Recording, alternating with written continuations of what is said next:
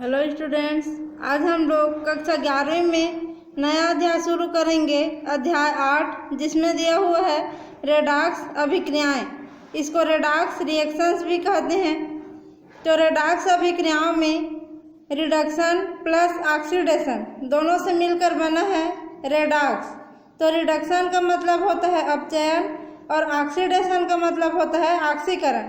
तो वे अभिक्रियाएं जिसमें रिडक्शन और ऑक्सीडेशन दोनों साथ साथ होंगी उन अभिक्रियाओं को रेडॉक्स अभिक्रियाएं कहते हैं। तो इस चैप्टर में हम लोग रेडॉक्स अभिक्रियाओं के बारे में डिटेल से देखेंगे कि ऑक्सीकरण क्या होता है, अपचयन क्या होता है, ऑक्सीकारक किसको बोलेंगे, अपचायक किसको बोलेंगे, और इसमें जो इलेक्ट्रॉन का स्थानांतरण होगा इन अभिक्रियाओं में उसकी क्रियाविधि के बारे में डिटेल से यहाँ पे दिया हुआ है। तो सबसे पहले हम लोग देखते हैं इस चैप्टर में इंट्रोडक्शन या फिर परिचय। तो रसायन शास्त्र या केमिस्ट्री पढ़ रहे हैं हम लोग, तो इसमें क्या होता है, विभिन्न प्रकार के जो मैटर हैं या द्रव्य हैं उनका स्टडी हम लोग करते हैं। तो जो एक प्रकार का पदार्थ है या एक प्रकार का जो मैटर है और दूसरे प्रकार के पदार्थ हमें यहाँ पे चेंज हो सकता है या फिर परिवर्तन होता है, उसका भी यहाँ पे अध्ययन किया जाता है। तो जो पदार्थ का एक प्रकार से दूसरे प्रकार में जब परिवर्तन होता है तो उसके लिए अनेक प्रकार की अभिक्रियाएं उसमें देखने को मिलती है जिसको रिएक्शंस कहा जाता है। तो इन्हीं में से जो एक प्रकार का रिएक्शन है उसको बोलते हैं अपचयन ऑक्सीकरण रिएक्शन या फिर अपचयन ऑक्सीकरण अभिक्रिया। इसको रेडॉक्स अभिक्रिया भी कहा जाता है। तो रेड का मतलब है रिडक्शन से और ऑक्स का मतलब है ऑक्सीडेशन से। तो रिडक्शन प्लस ऑक्सीडेशन से मिलकर बना है रेडॉक्स अभिक्रियाएं। तो जो रेडॉक्स अभिक्रिया है वह विभिन्न प्रकार के प्रक्रियाओं में ही नहीं बल्कि जो दैनिक जीवन है उनमें कई प्रकार की क्रियाएं होती है, उसमें भी रेडॉक्स अभिक्रिया देखने को मिलेगी। जैसे कोल का मतलब है कोयला या फिर अन्य किसी प्रकार का जो ज्वलनशील पदार्थ रहता है जिसमें जलने के गुण पाया जाता है, जो ज्वलनशील होता है उसको क्या करेंगे, वायु में या फिर हवा में जलाते हैं। या फिर कपड़ों के रंगों का भद्दा होना या लोहे में जंग लगना, इस प्रकार से कई उदाहरण है दैनिक जीवन में। जैसे बैटरी से विद्युत धारा पैदा होना, इन सभी में रेडॉक्स अभिक्रिया देखने को मिलती है। तो ये सब दैनिक जीवन में रेडॉक्स अभिक्रिया के उदाहरण में आएंगे। उसके बाद आता है जो अयस्क रहते हैं उनसे धातु प्राप्त करने की जो विधि है उसी को बोला जाता है अयस्कों से धातु का निष्कर्षण। तो अयस्क से धातु प्राप्त करना और कास्टिक सोडा का उत्पादन करना या वनस्पति घी का उत्पादन करना, विद्युत शोधन करना, इन सभी कई जो औद्योगिक क्रियाएं हैं उनमें भी रेडॉक्स अभिक्रियाएं पाई जाती हैं। अभी वर्तमान में जो पर्यावरण से संबंधित हाइड्रोजन अर्थशास्त्र, जिसके अंतर्गत क्या किया जाता है, द्रव हाइड्रोजन का ईंधन के रूप में उपयोग किया जाता है और ओजोन का जो छिद्र है वो बढ़ रहा है, इन सभी में रेडॉक्स अभिक्रियाओं की घटना पाई जाती है। यह तो हो गया इसका जनरल इंट्रोडक्शन। अब आगे देखेंगे कि जो ऑक्सीकरण है और अपचयन की केमिस्ट्री के या रसायन शास्त्र की भाषा में उसकी अवधारणा। तो सबसे पहले देखते हैं ऑक्सीडेशन को। इसको कहते हैं ऑक्सीकरण की क्रिया। तो किसी भी पदार्थ द्वारा ऑक्सीजन या ऋण विद्युतीय तत्व का ऑक्सीजन या फिर जो ऋण विद्युतीय तत्व रहता है या मूलक है उसको ग्रहण करने की क्रिया या फिर हाइड्रोजन अथवा धन विद्युतीय तत्व या मूलक को त्याग करने की प्रक्रिया ही ऑक्सीडेशन या फिर ऑक्सीकरण कहलाती है। यहाँ पे कोई पदार्थ क्या करेगा, ऑक्सीजन को ग्रहण करेगा तो ऑक्सीकरण कहलाएगा। तो ऑक्सीजन जो है ऋण विद्युतीय है, उस पर नेगेटिव चार्ज रहता है, 2- आयन चार्ज रहता है। तो जो ऑक्सीजन है उस पर ऋण विद्युत रहता है तो ऑक्सीजन भी ग्रहण कर सकता है कोई पदार्थ या फिर किसी ऋण विद्युतीय तत्व को भी ग्रहण करेगा तो वह भी ऑक्सीकरण कहलाएगा।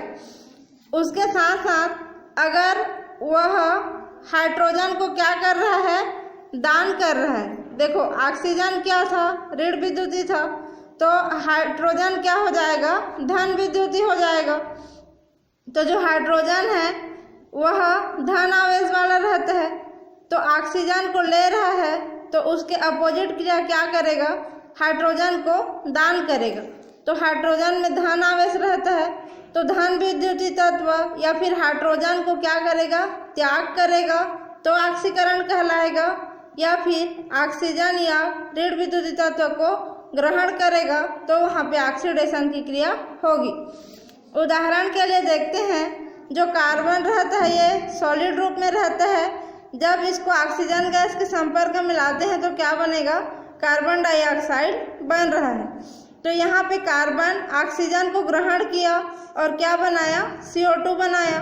तो यहाँ पे ऑक्सीजन क्या हो रहा है, ग्रहण हो रहा है कार्बन के द्वारा, तो ये एक ऑक्सीकरण क्रिया होगी। इसी प्रकार जो मैग्नीशियम है ये जब ऑक्सीजन को ग्रहण करेगा तो मैग्नीशियम ऑक्साइड बनाता है, तो यहाँ भी मैग्नीशियम क्या कर रहा है, ऑक्सीजन को ग्रहण कर रहा है, तो यह भी एक ऑक्सीकरण क्रिया कहलाएगी।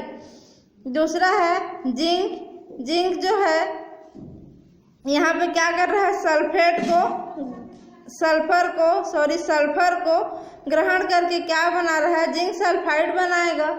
तो यहाँ पे जो सल्फर है ये भी क्या है, ऋण विद्युतीय तत्व है, जस्ट लाइक ऑक्सीजन। ऑक्सीजन के जैसे ही जो सल्फर है वो ऋण विद्युतीय तत्व है, तो इसको जब जिंक ग्रहण करता है तो यहाँ पे क्या हो जाता है, ऑक्सीकरण होगा। यहाँ पर देखो लिखा हुआ है ऋण विद्युतीय तत्व सल्फर तथा क्लोरीन का योग हो रहा है। ये क्लोरीन भी क्या है, ऋण विद्युतीय तत्व है। तो जब NaCl बनेगा तो क्या होगा, जो सोडियम रहता है वो क्लोरीन को ग्रहण करेगा, ये होगा। अब अगला बताया गया है कि इसमें जो H2S है या हाइड्रोजन सल्फाइड जो गैस है वो ऑक्सीजन को क्या करेगा, ग्रहण करेगा। ऑक्सीजन को ग्रहण करेगा तो क्या होगा, जब ऑक्सीजन को ग्रहण करता है ये, तो यहाँ पे 2 सल्फर बनेगा और 2 H2O का अणु बनेगा। तो यहाँ पर जो है ऑक्सीजन को ग्रहण किया तो यहाँ पर भी क्या हुआ, इसका ऑक्सीकरण हुआ है। इसी प्रकार से इसको या तो हाइड्रोजन क्या हो रहा है, दूसरे दृष्टि से इसको देखेंगे तो यहाँ पे जो हाइड्रोजन है वो सल्फर से क्या हो रहा है, बाहर निकल रहा है, और सल्फर यहाँ पे अकेला बच रहा है और हाइड्रोजन ऑक्सीजन के साथ बाहर निकल गया। तो हाइड्रोजन का बाहर निकलना भी क्या होगा, ऑक्सीकरण होगा। तो यहाँ पे जो हाइड्रोजन है वो बाहर निकल रहा है, माने कि यहाँ पे क्या होगा, ऑक्सीडेशन का स्टेट का क्रिया होगा। यहाँ पे जो मैग्नीज ऑक्साइड है जब HCl के साथ रिएक्शन करता है तो यहाँ से हाइड्रोजन बाहर निकल जाएगा और इस ऑक्सीजन के साथ मिलेगा। तो यहाँ पे जो क्लोरीन है वह Cl2 के रूप में आएगा और एक ठो आएगा फ्री Cl2 के रूप में। तो क्लोरीन से यहाँ पे क्या हुआ, हाइड्रोजन का वियोजन हुआ, हाइड्रोजन बाहर निकला। तो ये क्या होगा, हाइड्रोजन का निकलना हो रहा है इन दोनों में, तो ये भी एक ऑक्सीडेशन रिएक्शन है। उसके बाद देखेंगे अगला, तो इसमें जो है यहाँ पे धन विद्युतीय तत्व का बाहर निकलना, माने धन विद्युतीय तत्व है पोटेशियम, ये यहाँ पे क्या होगा, अलग होगा। तो जो पोटेशियम आयोडाइड है इसमें देखेंगे तो आयोडीन क्या है, इसमें का ऋण विद्युतीय तत्व है और पोटेशियम है धन विद्युतीय तत्व। तो इसमें से पोटेशियम अलग हो जाएगा और क्लोरीन के साथ जुड़ के क्या बनाएगा, KCl बनाएगा। और यहाँ का I और Cl, इसमें का I तो यहाँ पे I2 के रूप में निकल गया और इसमें का जो Cl बचा था K के साथ जुड़ गया। तो यहाँ पे जो पोटेशियम है आयोडीन से अलग हुआ, तो पोटेशियम धन विद्युतीय तत्व है, जिसके कारण यहाँ पर भी ऑक्सीडेशन का रिएक्शन होगा। इसी प्रकार इसमें भी जो पोटेशियम है अलग हो करके KOH का निर्माण यहाँ पे करेगा। यहाँ पे होता है ये ऑक्सीडेशन रिएक्शन का उदाहरण कंप्लीट। अब आगे दिया गया है जो ऑक्सीकरण की क्रिया होगी उसमें ऑक्सीकारक अभिकर्मक या ऑक्सीडाइजिंग एजेंट। तो ऑक्सीडाइजिंग एजेंट का मतलब है कि जो ऑक्सीकरण की क्रिया करने में क्या करेगा, सहायता करेगा, वह अभिकर्मक क्या कहलाएगा, ऑक्सीकारक अभिकर्मक कहलाएगा, जिसके कारण ऑक्सीकरण की क्रिया क्या हो जाएगी, सरल हो जाएगी। तो यहाँ पे वह पदार्थ जो दूसरे पदार्थ को ऑक्सीजन देता है या क्या करता है, कोई जो अन्य विद्युत ऋणात्मक तत्व प्रदान करेगा या फिर क्या करेगा, उसमें से हाइड्रोजन को निकालेगा या फिर धन विद्युत तत्व को निकालेगा, वो क्या कहलाएगा, ऑक्सीकारक कहलाएगा। अभी हम लोग जो ऑक्सीकरण में जो भी परिभाषा देखे थे उसी को यहाँ पे रिपीट किया है कि क्या होगा, कोई पदार्थ जो ऑक्सीजन देगा या क्या करेगा, ऋण विद्युत तत्व प्रदान करेगा या फिर क्या होगा, हाइड्रोजन को बाहर निकालेगा या क्या करेगा, विद्युत धनी तत्व को बाहर निकालेगा। तो इस प्रकार का जो काम करता है ऑक्सीडेशन क्रिया कराने के लिए, वही पदार्थ क्या कहलाएगा, ऑक्सीकारक कहलाएगा। तो यहाँ पे जो ऐसा पदार्थ क्या हो जाएगा, जो ऑक्सीकारक पदार्थ रहता है वह रासायनिक अभिक्रिया में खुद अपचयित हो जाता है और दूसरे को ऑक्सीकृत करने का काम करता है। यहाँ पे उदाहरण इसका दिया हुआ है, तो जो O2, Cl2, H2O2 माने कि ऑक्सीजन गैस, क्लोरीन गैस और ये क्या है, हाइड्रोजन पर ऑक्साइड गैस, ये सब यहाँ पे ऑक्सीकारक पदार्थ का काम करते हैं। यहाँ पे आगे दिया हुआ है उसी में जो ऑक्सीकारक पदार्थ है उसी के लिए कि अभिकारक जो दूसरे अभिकारक से क्या करेगा, इलेक्ट्रॉन को ग्रहण कर लेगा। जो हम लोग पहले देखते थे ऑक्सीकरण निकालने वाला, जैसे +2 +3 है उस टाइप में, तो जो क्या करेगा, दूसरे पदार्थ से इलेक्ट्रॉन को ग्रहण कर लेगा। तो ग्रहण करेगा तो कोई देगा तभी तो ग्रहण करेगा, तो जो दे रहा है वो ऑक्सीकृत हो जाएगा और जो ग्रहण करेगा वो यहाँ पे क्या हो जाएगा, अपचयित हो जाएगा।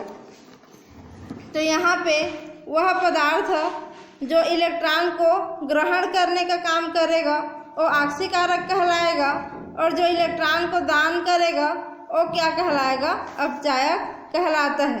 तो ये एक अभिक्रिया लिया गया है जिसमें फेरिक क्लोराइड और स्टेनस क्लोराइड है। यहाँ पे इसमें जो आयरन है, शुरू में आयरन का जो ऑक्सीडेशन स्टेट का मान कितना है, +3, और जो स्टेनस है इसके लिए ऑक्सीडेशन का मान है +2। और इधर ये प्रोडक्ट बना रहे हैं AbCl2 और बनाएगा SnCl4। तो यहाँ पे जो है स्टेनस यहाँ पे देखो +2 ऑक्सीकरण अवस्था में है और यहाँ पे +4 ऑक्सीकरण में चला गया, और यहाँ पे जो आयरन था +3 ऑक्सीकरण में था और यहाँ पे +2 ऑक्सीकरण अवस्था में आ गया है। तो ये क्या कर रहा है, इलेक्ट्रॉन को दान कर रहा है।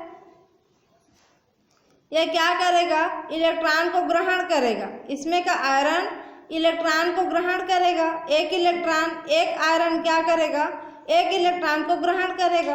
तो 2 ठो जो आयरन है तो 2 ठो इलेक्ट्रॉन को ग्रहण करेंगे। तो कहाँ से ग्रहण करेंगे, जो स्टेनस दान करेगा 2 इलेक्ट्रॉन और +2 से क्या बनाएगा, +4। तो ये 2 इलेक्ट्रॉन दान कर रहा है और +4 का निर्माण करेगा। तो जो 2 ठो इलेक्ट्रॉन ये दान किया है उसको कौन ग्रहण करेगा, 2 ठो जो आयरन है ये ग्रहण करेगा।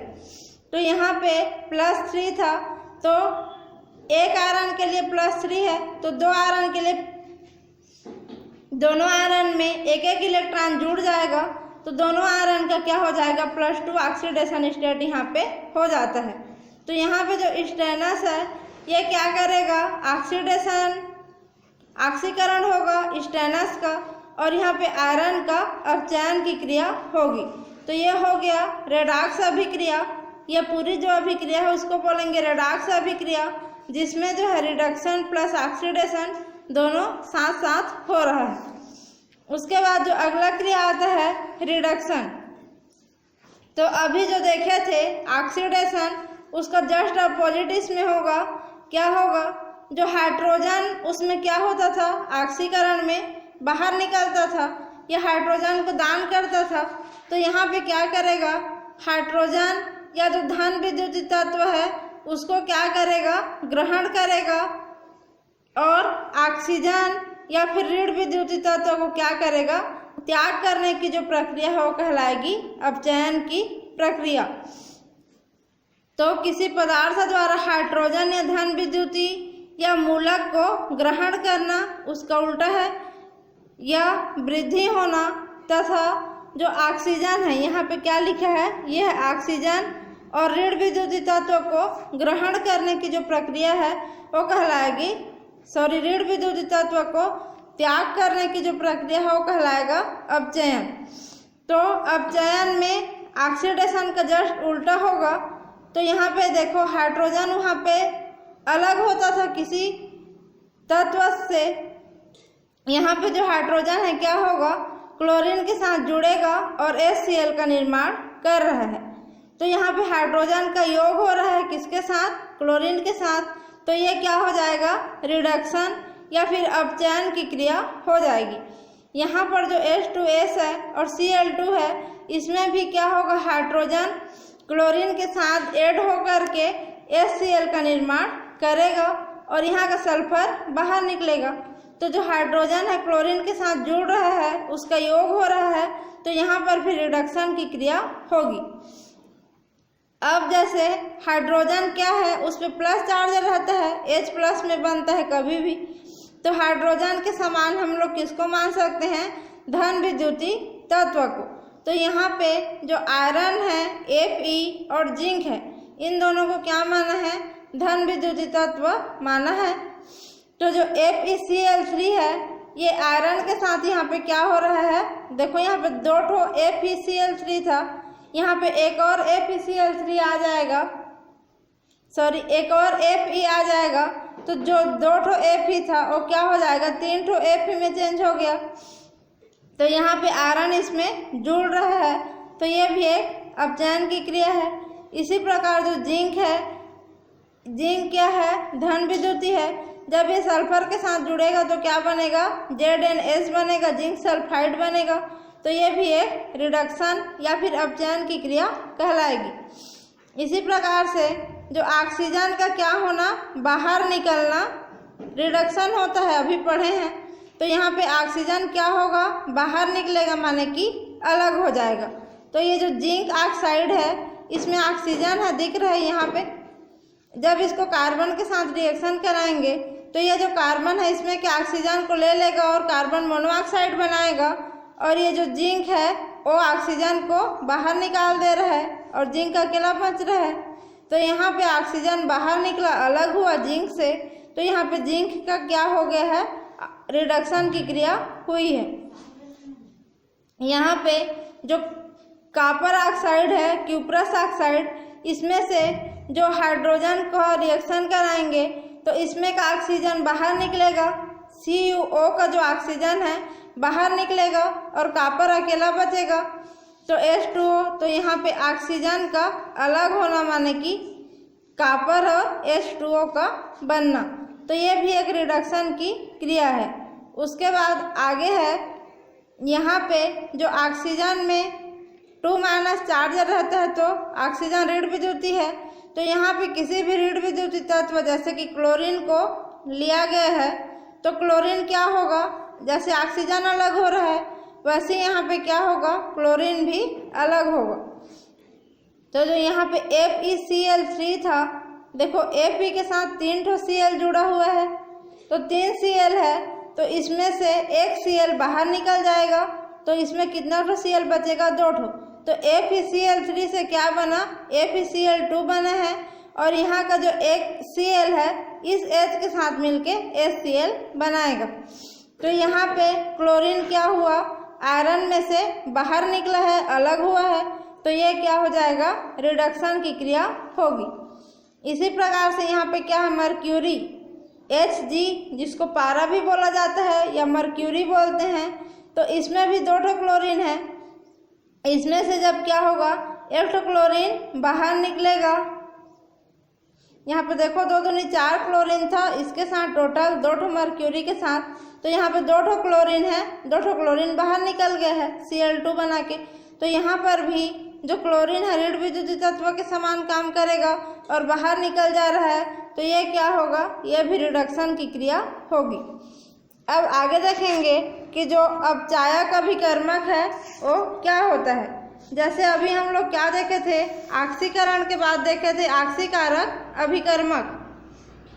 तो ऑक्सीकारक अभिकर्मक का मतलब क्या था, जो ऑक्सीकरण की क्रिया को करने के लिए प्लेटफॉर्म प्रदान करेगा या फिर जो ऑक्सीकरण की क्रिया को पूरा कराने में सहायता करेगा, वो क्या कहलाएगा, ऑक्सीकारक कहलाएगा।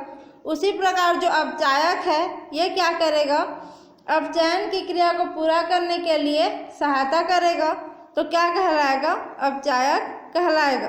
तो वह पदार्थ जो क्या करेगा, यहाँ पे हाइड्रोजन क्या होता था, जुड़ रहा था, तो दूसरे पदार्थ को हाइड्रोजन या फिर क्या करेगा, धन विद्युतीय तत्व प्रदान करेगा, या फिर ऑक्सीजन या ऋण विद्युतीय तत्व क्या करेगा, वहाँ से हटाएगा, अलग करेगा, वह क्या कहलाएगा, अपचायक कहलाएगा। तो ऐसा पदार्थ जो है रासायनिक क्रिया में क्या होता है, स्वयं ऑक्सीकृत हो जाता है।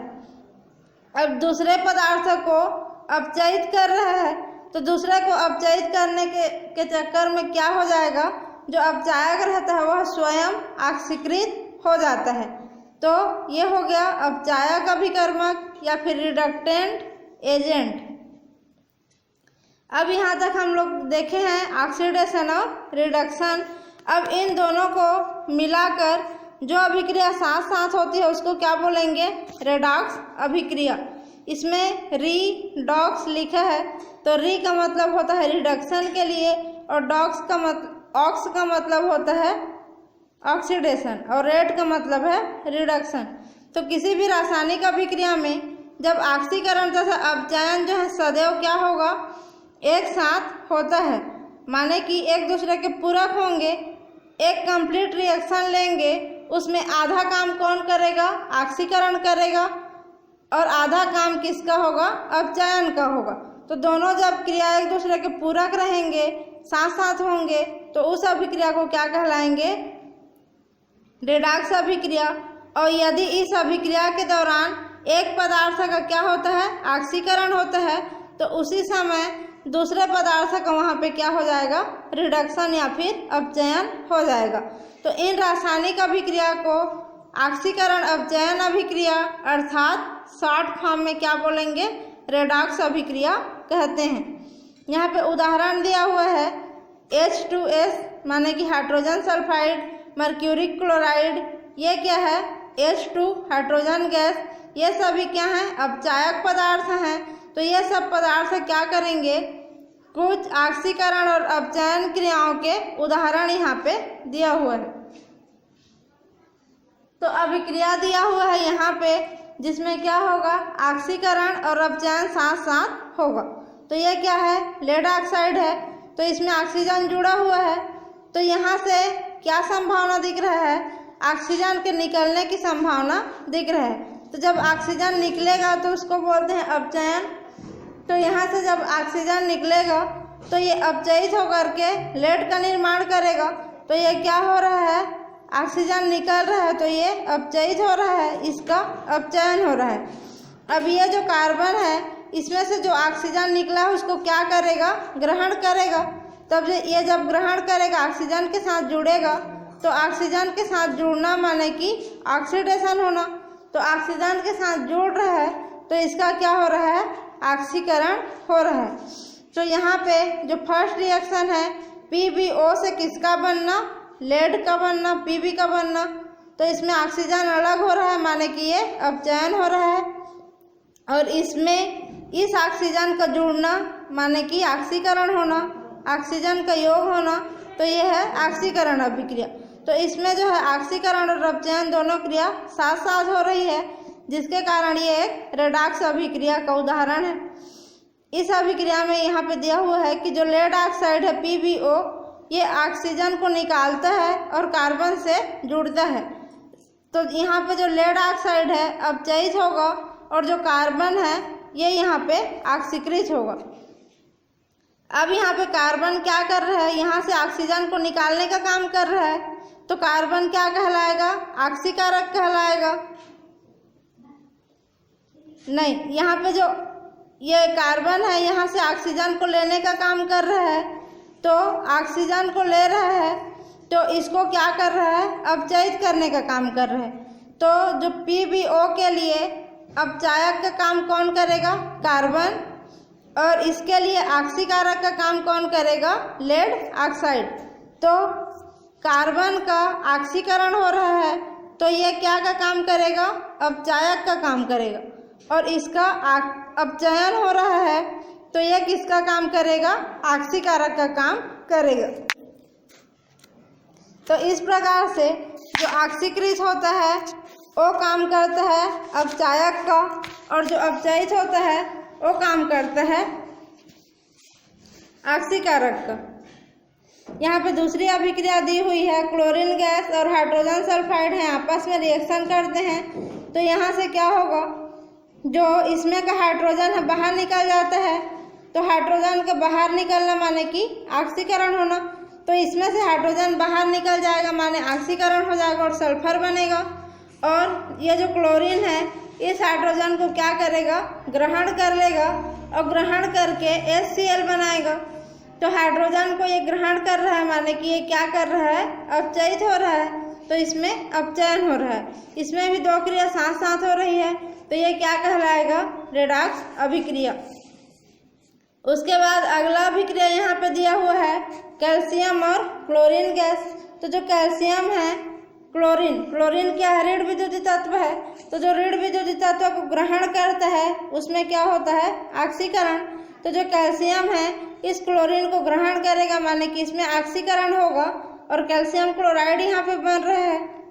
और जो क्लोरीन था ये जो है यहाँ पे किसके साथ जुड़ रहा है, धन विद्युतीय तत्व के साथ जुड़ रहा है। यह धन विद्युतीय तत्व है कैल्शियम, तो धन विद्युतीय तत्व के साथ जुड़ रहा है, जिसके कारण इसका क्या हो जाएगा, अपचयन होगा। तो यहाँ पे जो विद्युत ऋणी मूलक क्लोराइड है कैल्शियम में जुड़ता है और जो विद्युत धनी मूलक कैल्शियम है वह क्लोरीन से जुड़ता है। इस प्रकार यहाँ भी रेडॉक्स अभिक्रिया हो रही है। अब यहाँ पे जो ऑक्सीकरण अपचयन की इलेक्ट्रॉनिक अवधारणा है इसको अगली क्लास में देखेंगे। अभी के लिए बस यहाँ तक पढ़ करके और इसको लिख करके अच्छे से समझना है कि रेडॉक्स अभिक्रिया में किस प्रकार से ऑक्सीडेशन और रिडक्शन दोनों साथ साथ होता है। अब इसको ऑक्सीकरण अपचयन की इलेक्ट्रॉनिक अवधारणा इसको अगली क्लास में देखेंगे।